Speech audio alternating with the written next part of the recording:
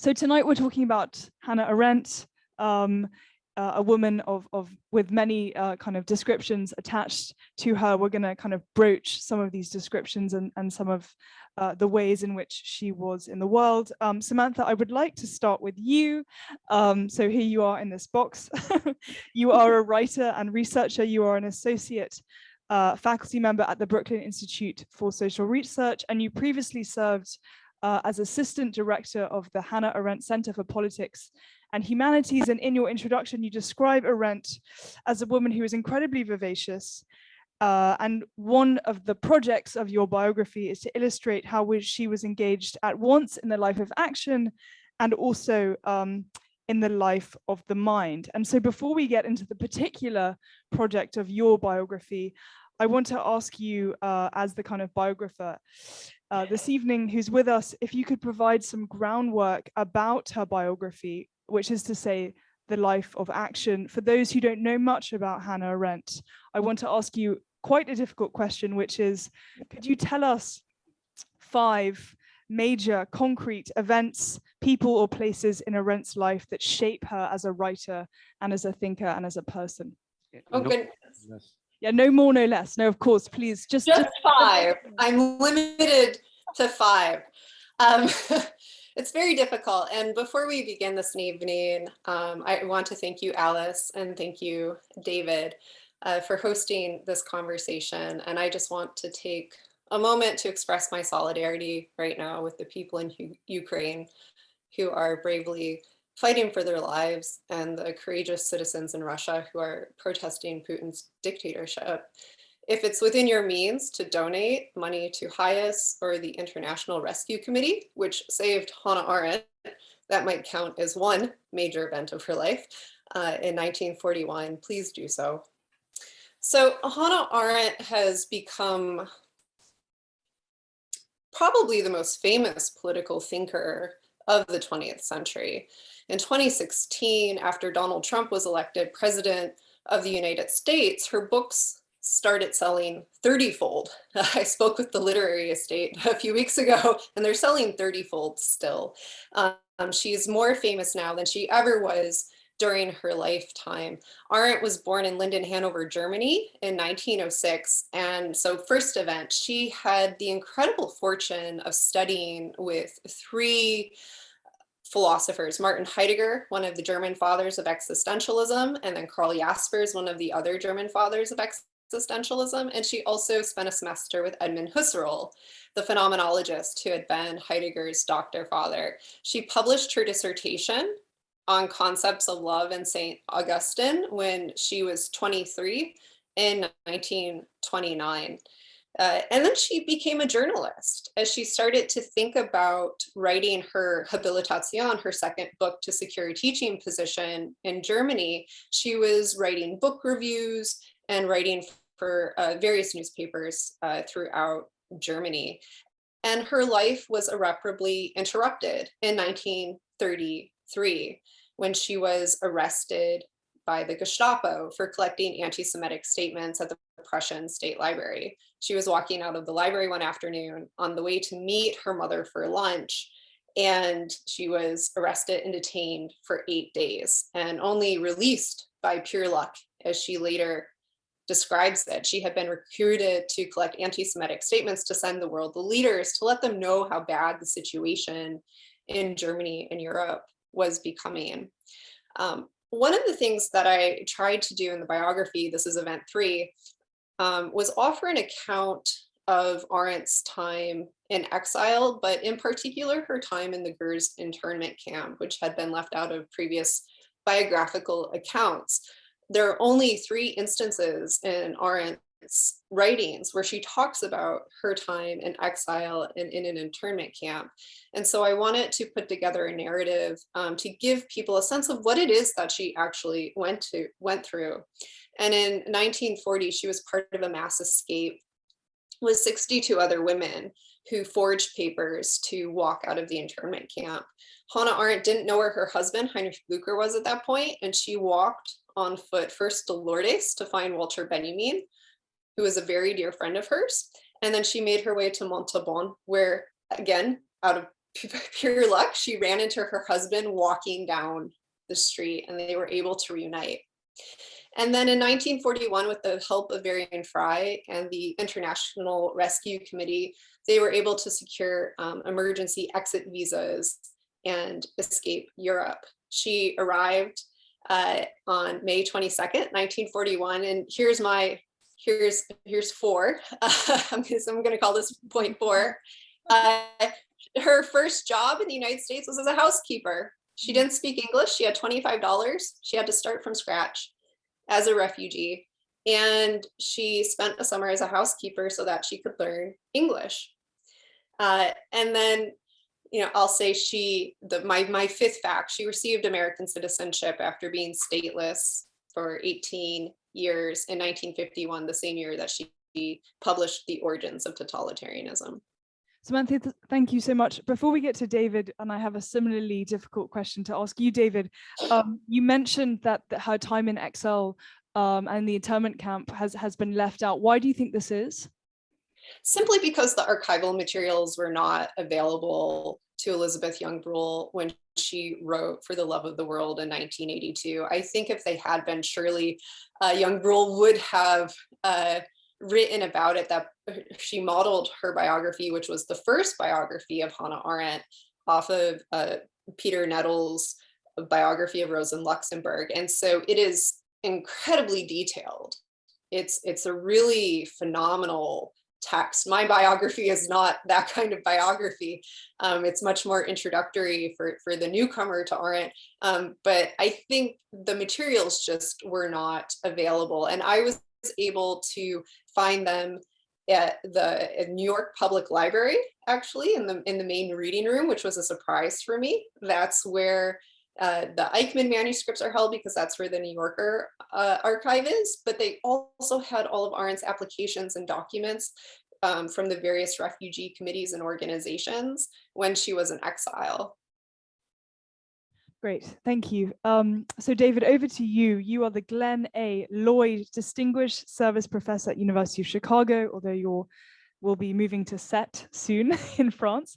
And in your most recent work, An Education in Judgment, which we have here on the table with us, you argue that Arendt's philosophy of judgment could reorient the humanities towards a practice of free engagement. We're going to get onto what this means. But as we continue to lay the groundwork of Arendt's life, just as I asked Samantha about the life of action, the life in the world, I want to ask you a similar question, which is the life of the mind. So, and we heard kind of about Heidegger, Husserl, Benjamin.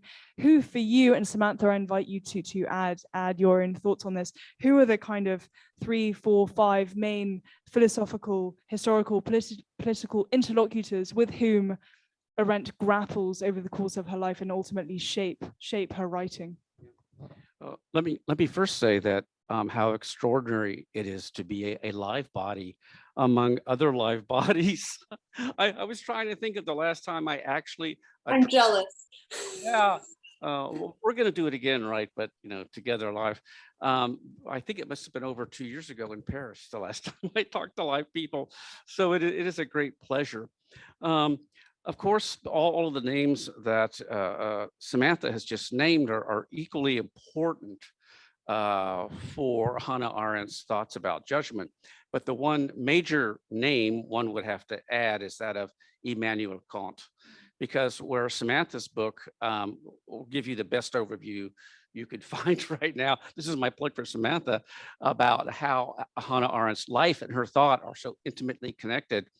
In my book, I'm dealing less with her life than with her thinking, and basically text she wrote in the last 10 years of her life when she was in America, when she was deeply involved in the studies of Kant's political writings.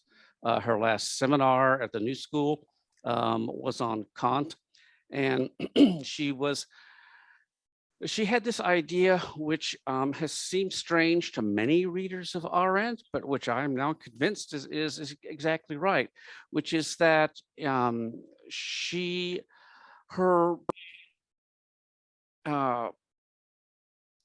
the platform she was going off from was the idea that Kant's critique of judgment, which is judgments of taste, aesthetic judgments, was his unwritten political philosophy.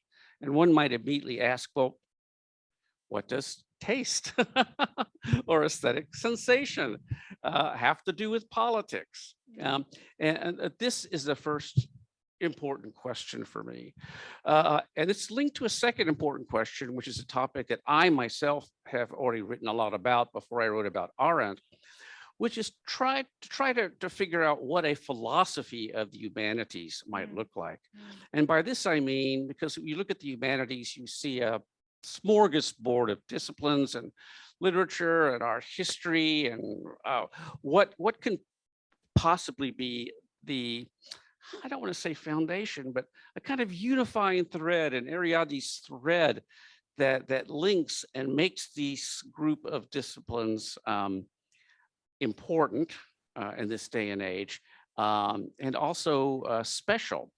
And it hit me like a bolt of lightning when I started writing this book, that the way she treats the problem of judgment is key to this. Why?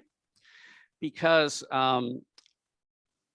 problems of aesthetic judgment, which Kant called reflective. I mean, Kant made a distinction between analytic judgments and reflective judgments. Analytic judgments, they have rules, they have algorithms, they have protocols by which if you're in dispute about facts, they will be resolved. There's a way to ascertain the truth of someone's analytic judgment against someone else's.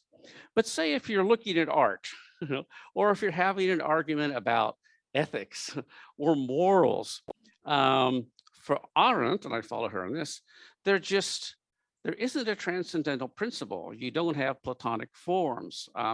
There's no way for you to say in your dissent with someone else, I can prove that I'm right and you're wrong. The best you can do is persuade them. And here's where, because I don't want to be long-winded about it, Arendt's reading of Kant is extremely interesting, because if you and I are looking at a painting, say, and I say, wow, that's extremely interesting. And you say, oh, I don't know, it's something that's just not attracting me. And then we have a discussion. Hopefully we don't come to blows about it, but one of us has to persuade the other. And in doing so, I reveal something about myself to my conversationalist, and they reveal something about themselves, and we come to some decision, whether implicit or not, whether we belong to the same community. I mean, part of what is having the same taste means, do we have a set of values in common that can allow us to reach agreement or to settle our disagreements in a nonviolent way? And to keep it short, this is where I think she was right, that even though Kant never wrote a political philosophy, late in life he had a lot of political writings, there was something about the practice of judgment and the act of judgment that was key to our political lives here, especially at the bottom, from the ground up, talking to other people. I was going to say one other thing that slipped my mind, but maybe we'll ask. We're gonna kind of delve into and delineate the different ways into judgment and what you mean by this big word of judgment. Before we do that, Samantha, I want to go back to you on Zoom because you mentioned that your biography, of course, is inscribing in a tradition of biography. You write that this is not the first biography. You mentioned one previously, and it certainly won't be the last. And so the project of your book begins with a quote. So you cite Arendt herself in an essay that she wrote called Heidegger at 80. And I'd also love, we can, as a kind of parenthesis, her relationship with Heidegger, of course, we want to get into.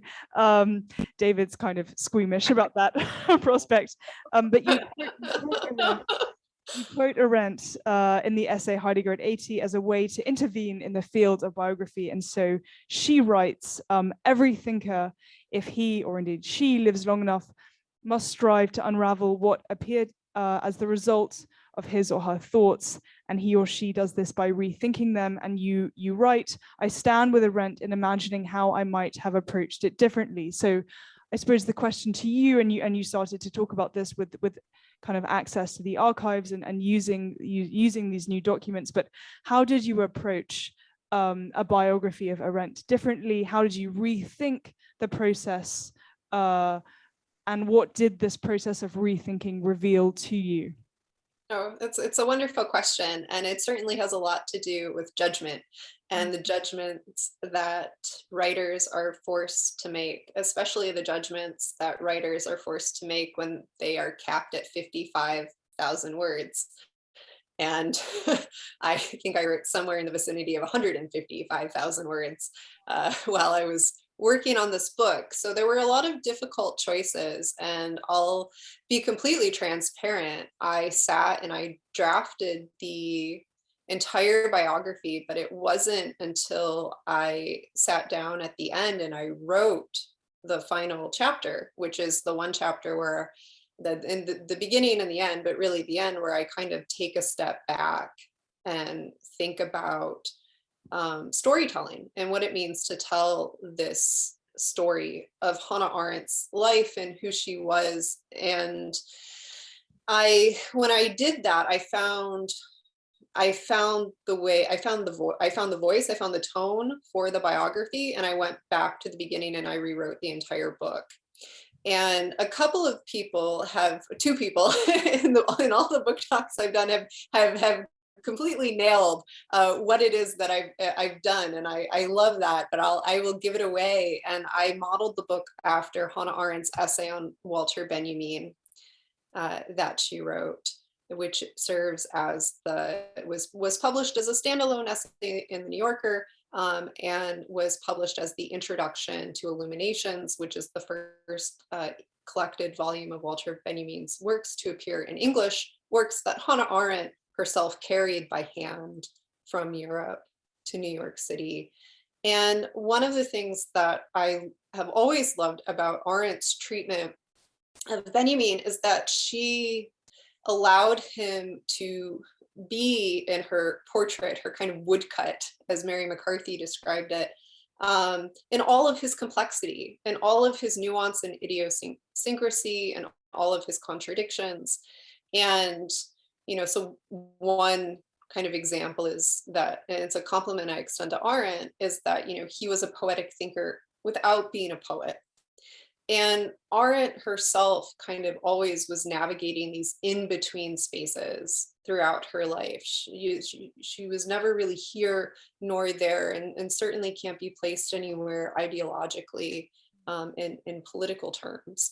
And so that's just the very kind of in the weeds of writing how I came to that frame. But I also thought it was the appropriate frame for somebody as complex as Arendt, somebody who had this enormous persona, this cinematic life.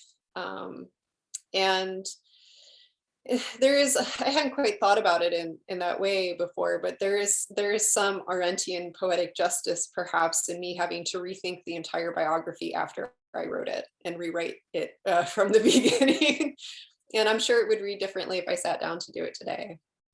Yes, certainly. Thank you for that. So that's kind of broaching the initial project of your book. David, you mentioned the kind of major thrust of your book, which is again kind of making a case for a philosophy of the humanities. And like Samantha, you write early on in the book that you've yet to find any substantial writing on Arendt's account of judgment from the perspective of aesthetics or culture, or, and I'm quoting you, indeed, any significant Arendt scholarship that raises important questions for the humanities about art and politics or education and culture. Why does this gap, or in scholarship, people might say lacuna, exist? Why fill this gap, and how to fill this gap? It's really interesting because I think Samantha was already explaining this. Arendt was deeply interested in the arts, and she wrote essays on literature and theater and painting. And while she wrote these individual pieces of criticism, most of which were only published, that might correct me, I think that collection came out in the early 2000s, although they were certainly known to German readers. She herself Well, there's two things I think that are interesting. She herself never wrote something that looked like an aesthetics. By the same token, those people in the history of philosophy who read Kant's Critique of Judgment as an aesthetic are wrong about Kant. It's not a book of aesthetics. Where was I going with this? Now, what the other thing I think it has been a difficulty is that, yes, she is without doubt one of the greatest political thinkers of the 20th century, especially the last half of the 20th century. But most political theorists and political philosophers have this idea of what I call top-down politics, that politics is about historical forces and big movements and mass change and trying to account for that. And what I found fascinating in almost all of Arendt's writings, I mean, going back to even things like the origins of totalitarianism, is how much she's a bottom-up thinker. She sees politics as happening first between people at a very local level. And that's why I think she was also interested in Kant's Critique of Judgment as a kind of model for how people in groups as small as 2, maybe 10, begin reasoning out together their values and their problems. And I mean, there's interesting records of discussions with Arendt at the Conference of Political Philosophers, where you can really see this tension that origins of totalitarianism does have this great sweep, but otherwise, especially from the 1950s on, you could see that her idea, essentially her idea of politics really comes out of people like Rosa Luxemburg, and small, almost, I don't want to call them anarchistic groups, but sort of self-organizing groups, right? And what those groups, the way those groups self-organize, the way in which they discover what they think and share what they think is through arguments about judgment. And this is where I like to think about judgment not as a big word, but as like a quite little word, because not a day of our lives go by when we, in discussion with a friend or a colleague, we talk about something we find horrible, something we find beautiful, something that we find evil, something that we find good, and each time you do this and give reasons for it, you are making judgments. It is the most ordinary, everyday activity that one can think of. And the reason why I think humanities are so important in this regard is that basically in the humanities classroom, regardless of your subject matter, this is what you're doing with students. I don't give lecture classes and haven't for a long time, because small group discussion is where this kind of discovery and self-discovery happens. And so I really consider the humanities as like it's not really recognized by our administrations anymore, the most important training ground for citizenship and for nonviolent discussions about resolving disagreements. And I always say that judgment is not something, Arendt says this too, that you can teach anyone. You just have to practice. It's like you rehearse it, and you rehearse it on a daily basis till you get better at it, and hopefully you do get better at it. So it's a partial response. Samantha, we're going to go back to you. I just want to delve a little bit more into this idea of judgment, because although as you say, you can't teach it, and there's no kind of like higher scientific value to which to appeal.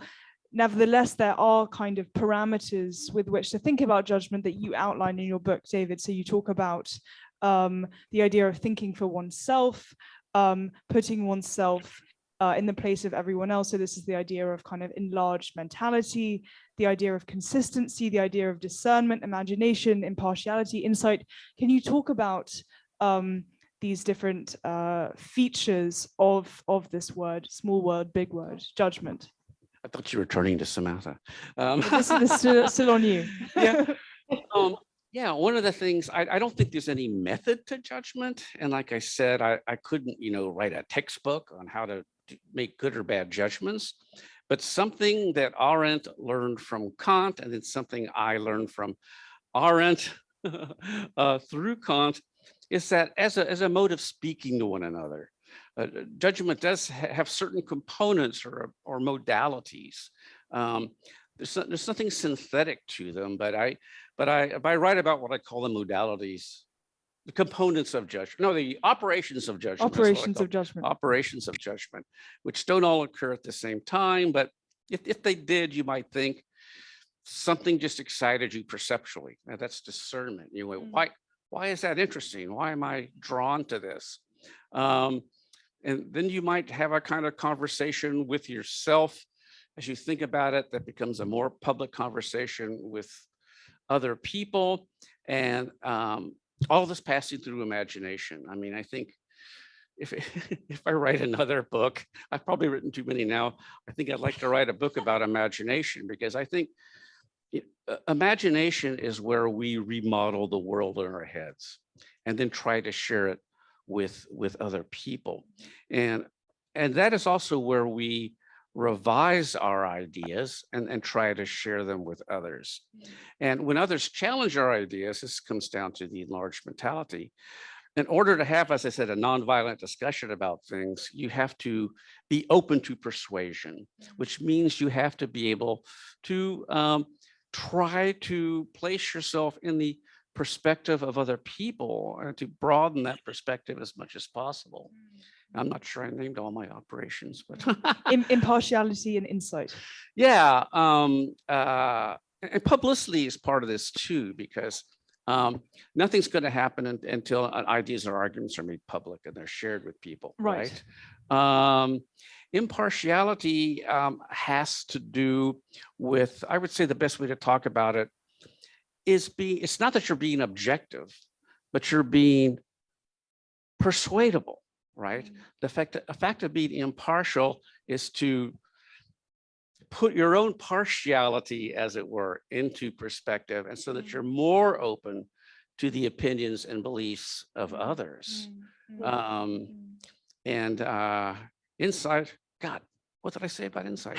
No, no, I think it has to do when you move from that state of, when you can't even talk about something, you just say, wow, that's amazing. And insight has to do with coming up in your head with reasons or categories which train you to, well, maybe also train you in discernment, but to give you insight into why things are attractive and expand and deepen the ways you talk about them. I think that would be one way of doing it.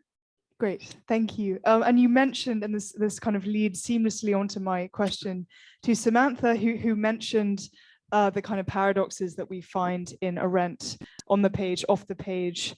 You mentioned that she's a poetic thinker without being a poet. She's not a philosopher, but she engaged in the world of philosophy. She's not a biographer, but she wrote many biographical texts. She's not a journalist, critic, essayist, book reviewer, editor, political activist. Though you write she gave a part of herself to each of these activities. You align at the end of this paragraph with Mary McCarthy, who you already mentioned, writing that she was a thinker par excellence, although you say she herself might most likely reject this categorization. I want to go back to the paradox of Arendt in solitude and Arendt in the world that David was kind of gesturing towards with this idea of thinking personally and then making judgments in the world. You write, Samantha, that Arendt's passion for understanding and hunger for life are just as important as her ability to engage in self-reflective critical thinking. And David, you bring up this tension too, that she's at once kind of as public as she is personal. Can you speak to this tension and this paradox that you see? Yes. This tension is present throughout her life biographically. She at once requires time alone to read and to think. Every time that she is finishing a book, she goes off alone somewhere for a couple of months to kind of leave the world and focus on her work. One can never really leave the world, but to not appear so publicly. And at the same time, as Mary McCarthy described her, she was a magnificent stage diva. She loved the spotlight. She loved being on stage, and so she required solitude. But she also had a kind of appetite for public life, and solitude is key to Arendt's conception of thinking. So Arendt talks about thinking as the dialogue that I have with myself, the 2-in-1 conversation, as she calls it, where the self-consciousness can call the conscience, the moral conscience, into conversation. And for Arendt, this requires that we turn away from the world so that we can be alone with ourselves. And there the ego splits in two, but it has to be in harmony in order to think, which means that we're not fighting with ourselves in our head. Solitude is that kind of enjoyable time that we spend alone with ourselves thinking about something. And there are these great cinematic scenes of Hannah Arendt laying on her couch, chain smoking, and just thinking. And the way that she described her own writing process was that she would think, and then she wouldn't get up and actually go to her typewriter until she could take dictation from herself, because she had already written it in her head.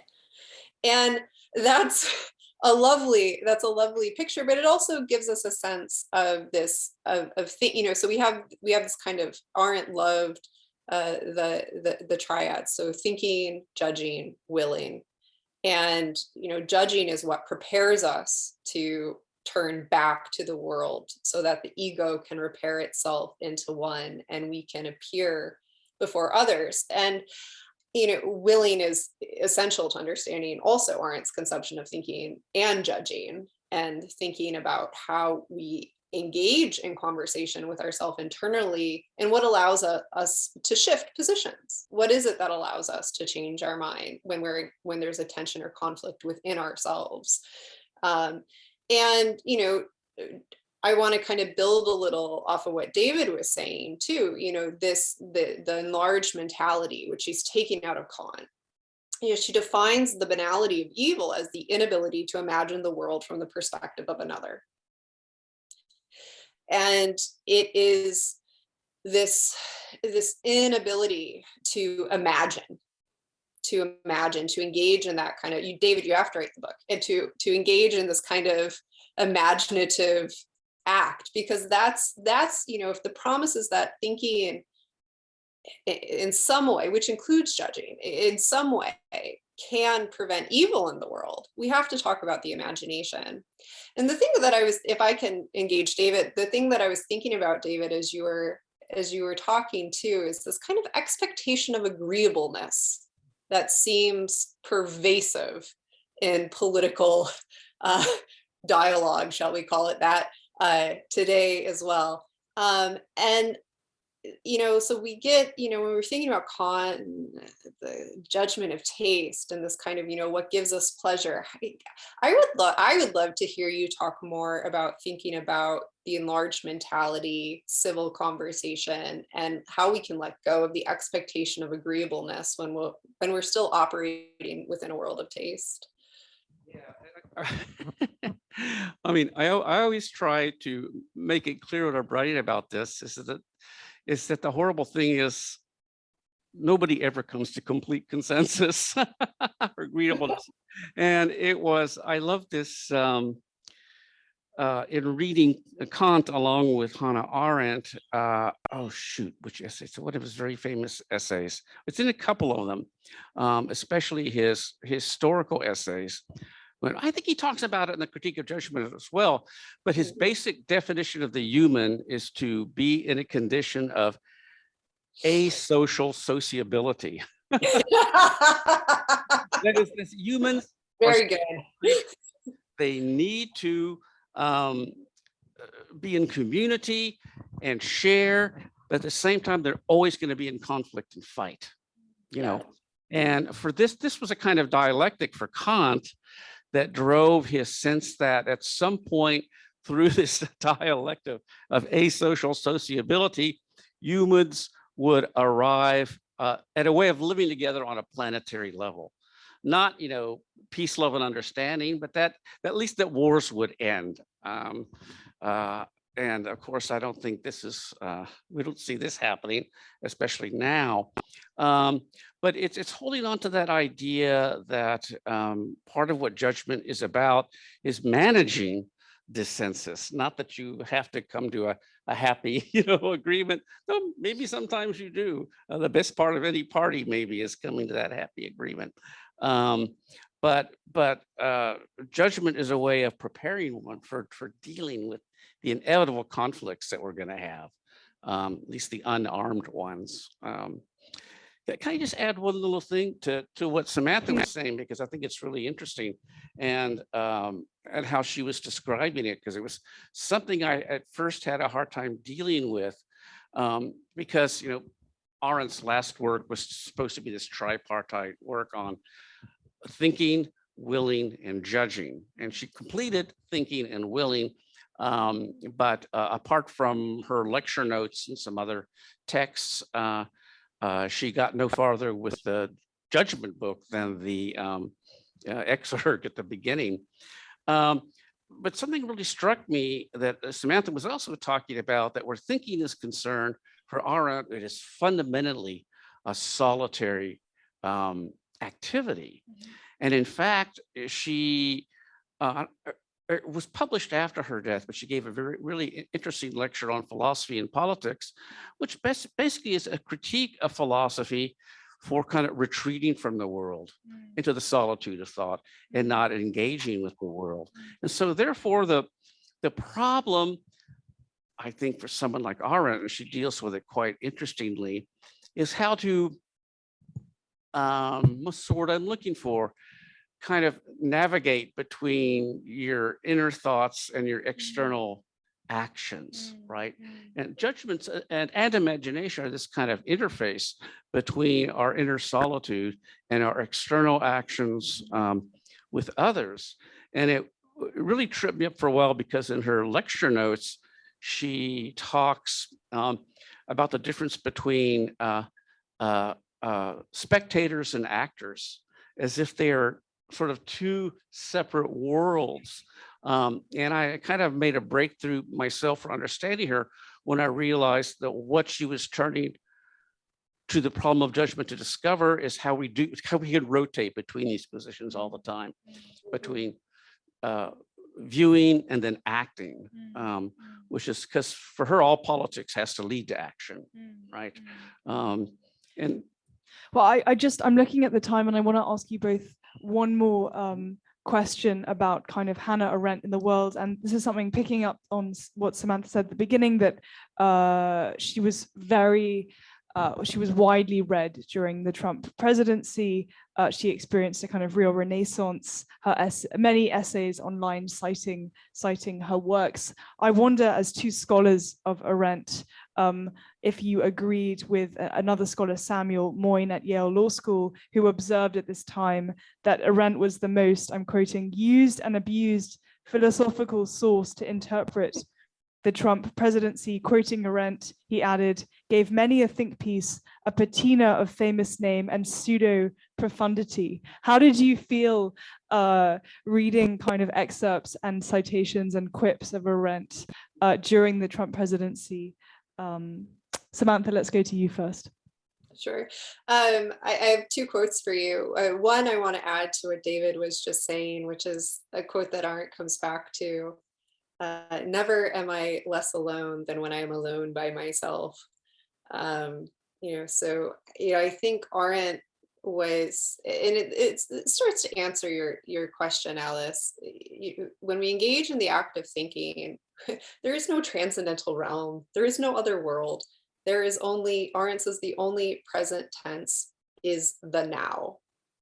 And so she's always planting our feet here and trying to get us to see what it is that's unfolding in front of us so that we can be responsive to it and not some imaginary future or imaginary past. And so Arendt places a demand on her readers that they think now.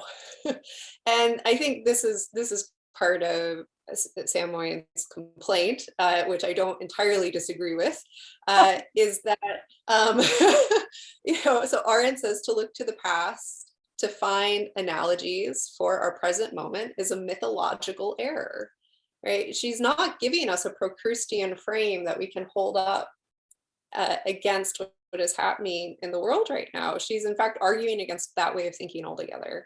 It's not about thinking through a conceptual framework or lens, as one is often taught in political theory school, but instead it's about precisely what David's been discussing, thinking with the in-between space, being attentive to the world that we are in right now. And so a lot of people want to, I've been teaching origins of totalitarianism for 7 years.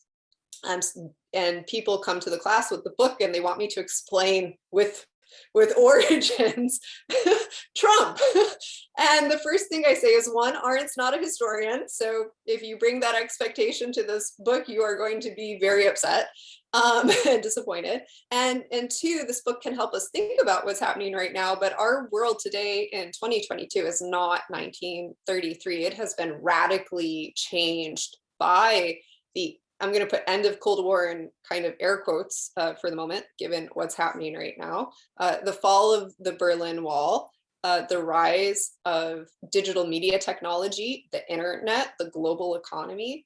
And I think, one of the things why Arendt is so attractive right now is that she was writing about a historical turn, but that was then. We are in a historical turn now, and we need to think it anew. Arendt's one person we can think with to try and understand what Putin is doing, for example. Samantha, thank you. David, over to you, and then we'll open it up to your questions. Yeah, I agree with everything that Samantha said, except for where Moyna's concerned. It's something that always disturbs me. I mean, even if I might think he's correct, it always rubs me the wrong way, because those kinds of arguments come from a position of, well, I understand Arendt. Why don't all these other people, understand? This is true. When, as Samantha said, the power of Arendt is she kind of encourages a partnership rather than, telling you what to think. And something, I'll just say two things now in response to Alice's question. One was, I think it was the last conversation like this that Samantha and I had. I think you brought up how interesting it is that we keep returning to Arendt in times of crisis. She might go down on the Avalon list for a while, but the next crisis that comes up, people find it valuable to read her to help them think, not to solve any dilemmas. And to me, the key text during the Trump era was her 67 essay on truth in politics, which I've taught a lot to undergraduates. They find it difficult, but also fascinating, because she's trying to deal with a problem that's haunted philosophy since Plato, which is, why do people become so fixed in their beliefs? Why are they impervious to an alternative position? And she doesn't give any solution to that, except to say that nobody owns the truth. There's a spectrum between like hardened belief and people's opinions that can be shared and perhaps changed. And of course, the best line of that essay is probably that the politicians are inveterate liars, which might be true. But it wasn't as if that essay is going to go, wow, now I understand everything about Trump. But I think it helps make students self-aware about what I'm calling the imperviousness of beliefs. Once we hold on to something, when we become unpersuadable, then there's the danger of falling into something resembling the banality of evil, right? And so, once again, judgment. I was going to say something else, but I wanted to bring up that observation of Samantha's, but I've obviously forgotten what it was, so we should have a conversation now. A big round of applause, please, for David and Samantha. So there's a question. You have a question? Great. And if you're on Zoom, please go ahead and post your questions. We can get to them as well. Thank you very much for this brilliant lecture. And it's also like my first lecture for a very, very long time I am attending. So it's a great pleasure to be with you. Though there seems to me that there is a big absentee in all the discussion I've been hearing now. It's facts, F-A-C-T. And I would like to have your opinion of how Hannah Arendt is dealing with fact, how that builds up in what she's written down, if it's there, if it's not. I mean, David, I could see you looking at me, but you can begin. It means I'm looking at you. I mean, I'll just say briefly, that's another interesting question, especially in this essay on truth in politics, because it was a common lament of Arendt's in the middle to late 60s that what we have lost is a common world. And a common world is in great part defined by things we share as facts. It doesn't make facts into scientific truths, but it's certain principles or ideas, historical events that we can agree are the basis of a discussion. And what we really see that probably would have horrified Arendt is that that loss of a common world is even more extreme in the post-Trump and the current Putin era. You know, it is I mean, but the Trump presidency and the anti-vaxxer movements are profound examples of what it means to live, you know, in alternate realities where different facts count without having any basis on which you can have a discussion about what facts one should build a discussion on. So I mean, I could go on and on about this, but I'll try to keep it simple, straightforward. Yeah, and if I can add to that, you know, one of the things that I love about the way that Arendt talks about, you know, facts and truth is that she always kind of modifies it. So there are scientific facts, there's mathematical facts, there are historical facts. And she wrote her essay, Truth in Politics, as an attempt to try to understand the response she received for her reportage on the trial of Adolf Eichmann, because people were responding to a book that she hadn't written. They were repeating arguments that weren't in the book. And she thought that in itself was a political phenomena. And she wanted to understand the relationship between truth and politics. And she always sets truth tellers outside the political realm. But facts for Arendt, factual truth, is something very specific. Arendt went to Jerusalem, she observed what happened, and she reported back. She told her story of what her experience was. And in that way, together, we experience the world and we share our experiences. And together we weave the common fabric of humanity. That common fabric is what has been lost today, because there is that good faith in engagement in a way doesn't exist, but it's also about judgment and discernment. And she says that this form of factual truth is the most important to living together. It's also the most vulnerable because it can be torn apart by lies. Thank you both. Are there any more questions in person? If not, I do want to get to Ellen's question, and you already kind of touched on this, Samantha, but I think it's worth addressing. If Hannah Arendt has come up as we read the news about Putin's rise and hold on to power, what he's doing in Ukraine and what he's doing to the Russians, how do you think with Arendt through this time?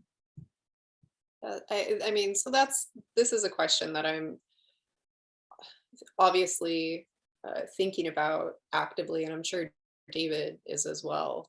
I went back to origins, and Arendt does write about Russia's invasion of Ukraine and what that means politically. And, she is writing, I think in her work there, what I have found most kind of helpful in my thinking over the course of the past 2 weeks is the way that she talks about the mentality of a dictator. And, if one kind of follows Arendt on that and thinks with her, there is no hope to be had for where this is going. And I don't say that lightly, but I also, the thing that I find myself coming up against in Arendt's work on totalitarianism right now is that part of what we are experiencing is the collapse of the post-war order. And so on the one hand, right now, nation states are very important to to what Putin is doing. On the other hand, Arendt blames nation states as political institutions for making crimes against humanity like this possible in the first place. And so I think to read Arendt right now and think with her requires, as a good friend of mine always says, walking and chewing gum. We have to be able to think about what can be done for Ukraine, but also the larger global political context that makes situations like this possible in the first place. And just another dimension of this I might add is the fact that if politicians are liars, I mean, more so than Trump, Putin is like the ultimate fabricator of creating like a whole universe of highly disputable facts to defend his invasion of Ukraine. But the other thing, and we can see that, those of us who have more access to information than some of the people of Russia do.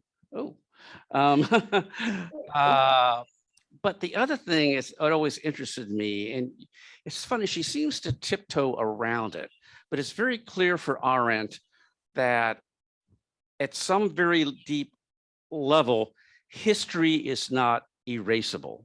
You can try to lie and cover it over and spread around false documentation, but somehow she has this absolute faith, and this goes back to the question about facts, that history is not erasable. And it's occurred to me, glued to the news as I am lately, that what's interesting about the Ukrainians is this deep reassertion of their history as they view it, in contrast to Putin's rationales for invading. And the other thing I'm starting to think about, but I'm having a hard time thinking about it except on a superficial level, is to witness how former Eastern Bloc countries like Poland and Hungary and Moldavia have like turned on a dime in support of Ukraine. And Moldavia was talking today about some representatives, we're talking about their fear of being the next step in the invasion, and the fact that Poland would send these MiG jets to Ukraine. And it's interesting to see these, especially at a place like Hungary, which is as close to totalitarianism as you can be next to Putin, has suddenly become extremely welcoming to at least Ukrainian refugees, and trying to support the Ukrainians as much as they can. It's such a rapid change. It's really hard to think about historically, but I hope people more talented than I will start coming up with explanations of this. I have a final question, and then I think, looking at the time, we'll have to wrap up. Elliot has just posted the links to Samantha's and David's books in the chat. So please, in addition to donating to the efforts in Ukraine, please do go and get yourself a copy, whether you're on Zoom or in person. I'll send you all of these links tomorrow. My final question is kind of departing on Samantha's the quote citing Arendt that the only present tense is the now, and we have to think now. Who, Samantha and David, do you think Arendt would point us to as maybe as a magazine or as a newspaper or as a public intellectual? Who is the kind of the thinker of the now who she might support, and who are the thinkers of the now that you are reading to think through present day events? Samantha will give me some suggestions. I'm hoping David is going to give me some suggestions. I'm going to obfuscate and say the most important book of Hannah Arendt's to read right now is The Human Condition. Yeah. It's also one of the hardest, though. It's true, but it's most relevant in a lot of ways, I think. In terms of Alice's question, I don't think there is a someone or one source to turn to. I mean, I rely on, being a good old former activist hippie that I am, I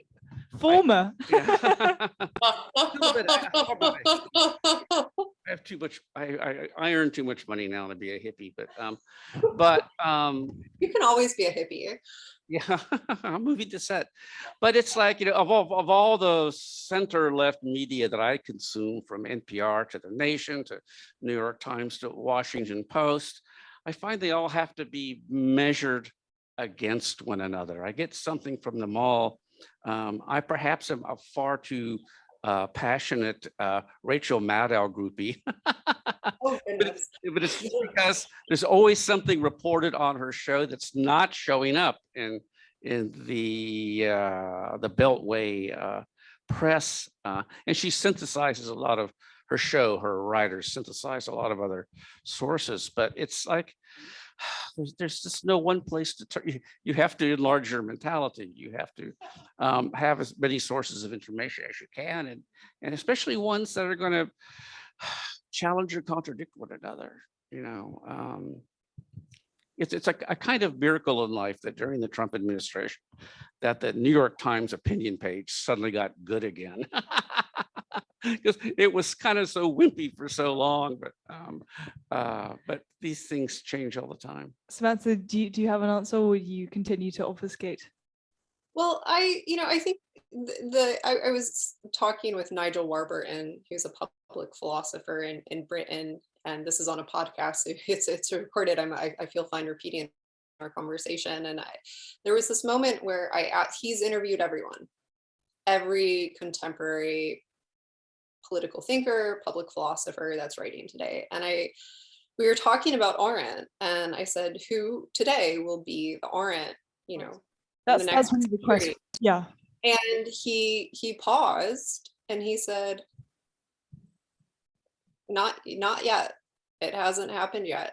There are people like Rawls or Peter Singer who have had enormous influence, but not in the same way that Hannah Arendt had and continues to have in shaping public conversation. And I think, part of what David is raising is the structure of news media has radically changed because of technology and the 24/7 news cycle. There is no difference now between news and entertainment.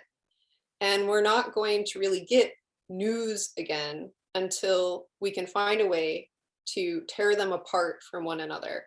When I was a journalist covering midterm elections, I had to report at 4:30 in the morning, and I read 500 newspapers every morning to write 3 paragraphs to synthesize the information. What David is saying about, checking different sources is absolutely the only way to be well informed right now. And I would add the Financial Times to the list. I think that isn't, of all the public newspapers of record right now, I find that to be one of the most reliable. And read as much as you can. And if you see something, find other sources that can confirm it. And this is, this economy of news consumption is part of what made Donald Trump electable. When Donald Trump said, I wouldn't have been elected without Twitter, which he said on his way out of office, that might be one of the most truthful things the man ever said. And it's absolutely true. I think that we have to seriously question the way that we consume all of these technology forms. And maybe David has a foot ahead of us and, you know, moving to the French countryside, but not everybody can do that. I still have all my news sources when I go. I know, I'm teasing. Can we have a big final round of applause, please, for Samantha and David? Thank you so much for being here this evening. Samantha, thank you so much for joining us. We wish you were here in person. Thank you.